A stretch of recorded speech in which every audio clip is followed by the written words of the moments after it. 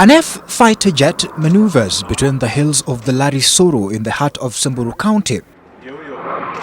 This is a simulation exercise, and members of the Kenya Defence Forces have been training here for the last 10 days.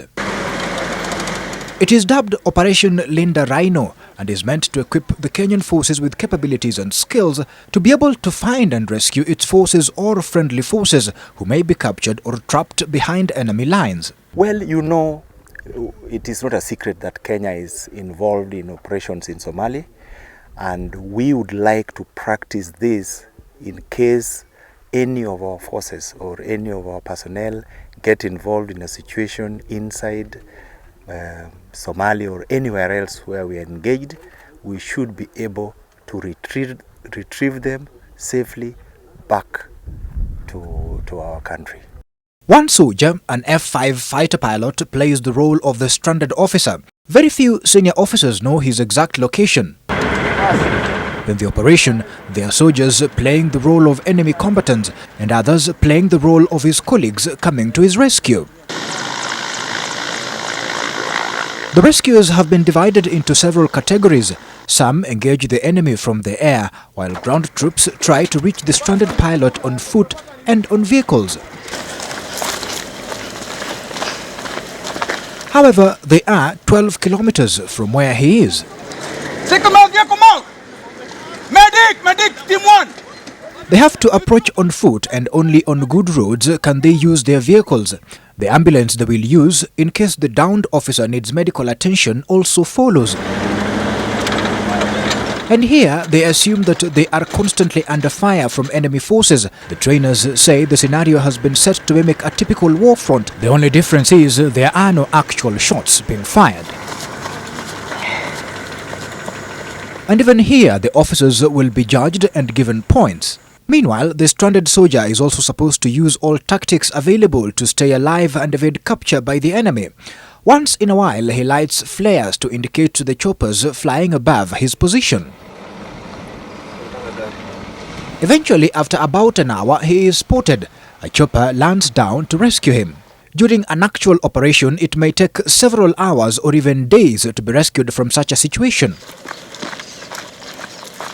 The ground forces are still too far behind, and since their target has already been rescued, they have to retreat. From the base, the leaders of the Air Force monitor the action. Today, they seem happy with the outcome. The objective has been achieved to my satisfaction, and what we need to do is to practice it more regularly so that we are more proficient and be able to do it better. There's always room for improvement, but for today, we achieved the objective and it was done pretty well. The exercise was launched last week at the Laikipia Air Base in a ceremony attended by the Defense Cabinet Secretary Rachel Omamo and the US Ambassador to Kenya, Robert Godek. The Ugandan Army was also invited, but just as an observer. The Americans have played a key role in the exercise, offering training and first-hand experience on how to conduct personnel rescue and search and rescue operations. The importance of the unit, named Rapid Deployment Squadron, could not be understated. In December 2014, Kenya lost one of its best fighter pilots, Jonathan Otongo, who was on a mission in Somalia. It is believed that his plane had problems and he was forced to eject. However, he was trapped deep in Al-Shabaab territory and could not be rescued by Kenyan or friendly forces. The honor of any military in the world is to be able to account for the last man. So everybody is significant in one situation. So when your personnel is downed or captured in an enemy territory, you will do whatever you can to get them back. And that's what we say in Kenya. We will account all our men to the last man. So we'll practice. We tell our forces who are fighting, if you're out there and you're captured, we'll do everything we can to bring you back. The exercise comes at a critical time for the Kenya Defence Forces, given its engagement in Somalia and the casualties it has suffered so far, some of whom could have been saved had such a unit been in place.